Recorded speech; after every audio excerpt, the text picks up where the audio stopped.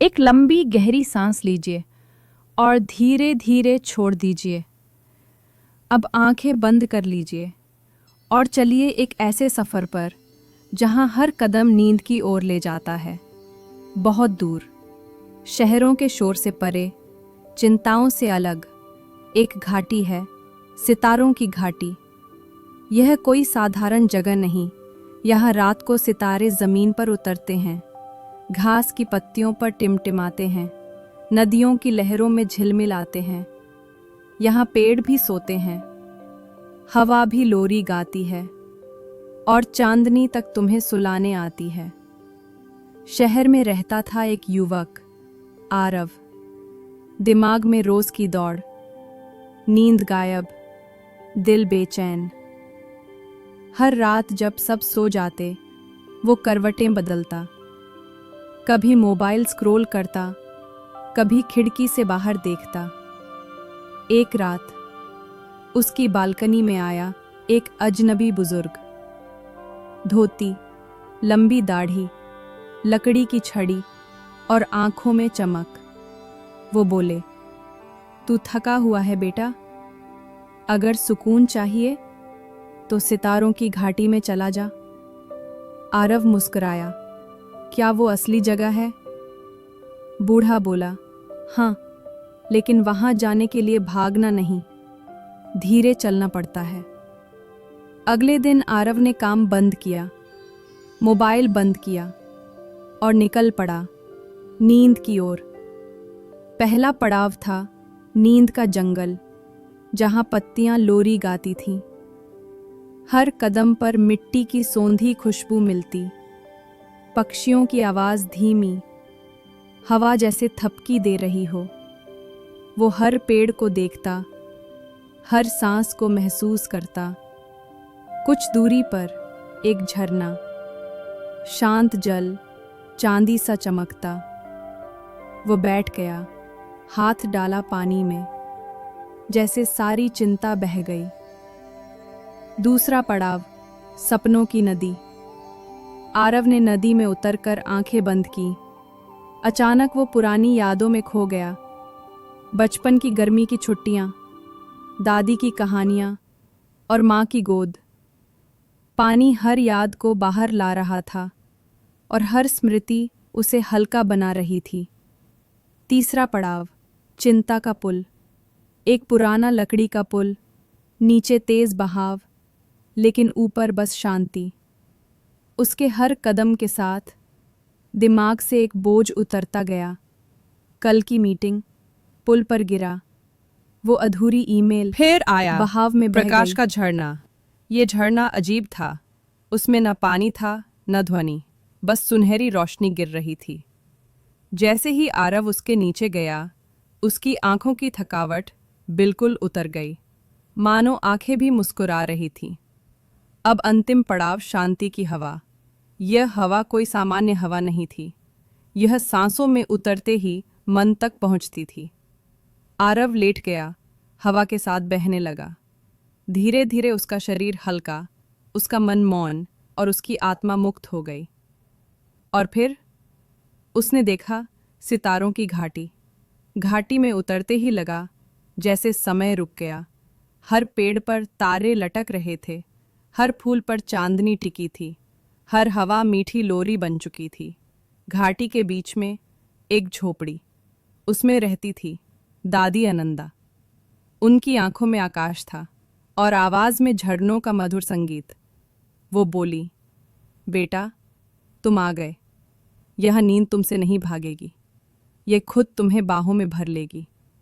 रात को आरव दादी की गोद में सिर रखकर उनकी कहानी सुन रहा था। धीमी आवाज में दादी ने कहा, एक बार एक रानी थी जिसे कभी नींद नहीं आती थी। वो इस घाटी में आई और यहीं उसकी आत्मा को विश्राम मिला।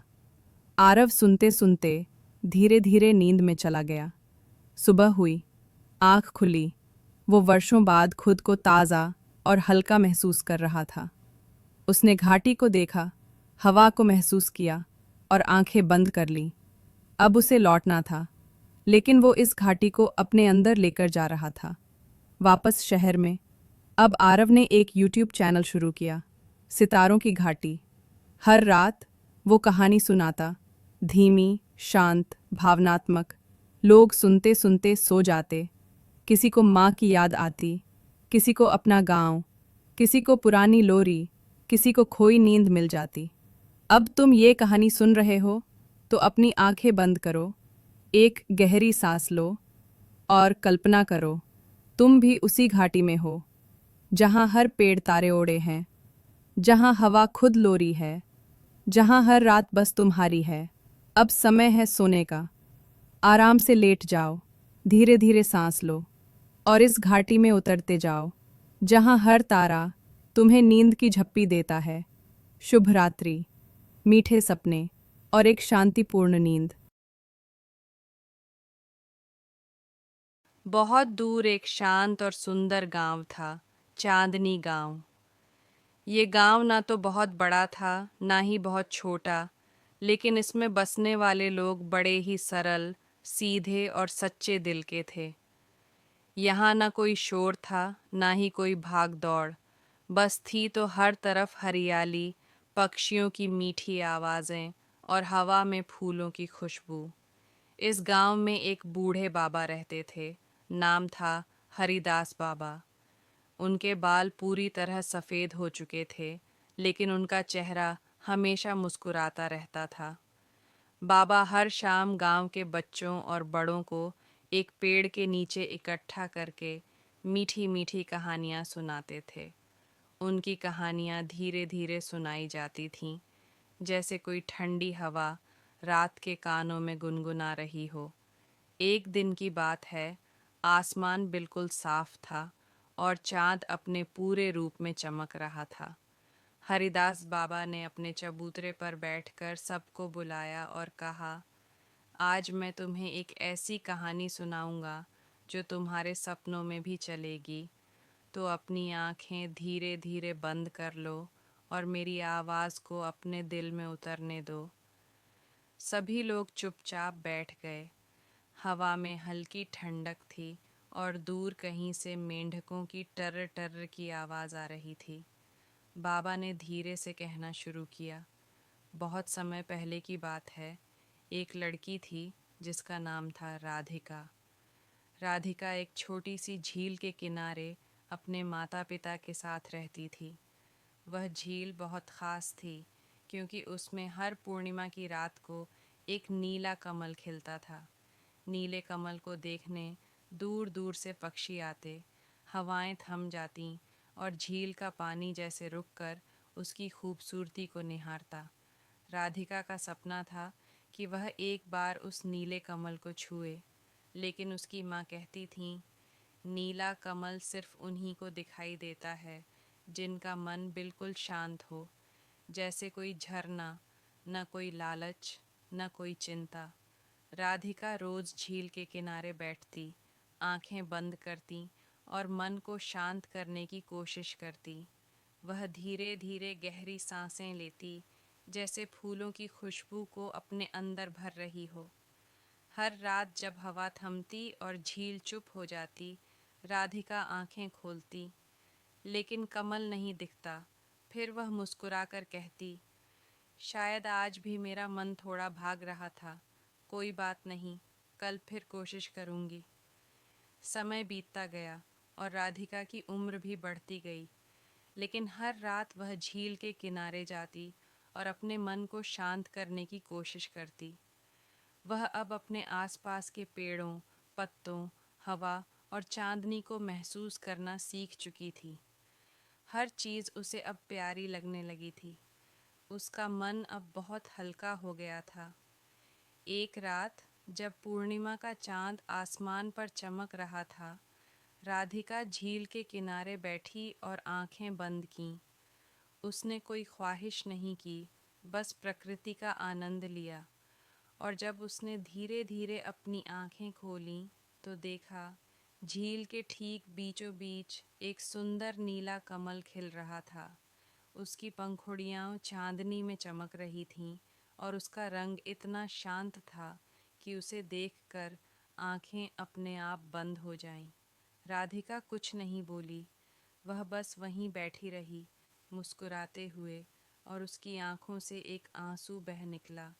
वह आंसू था सुकून का, आत्मा की गहराई में उतर जाने वाला।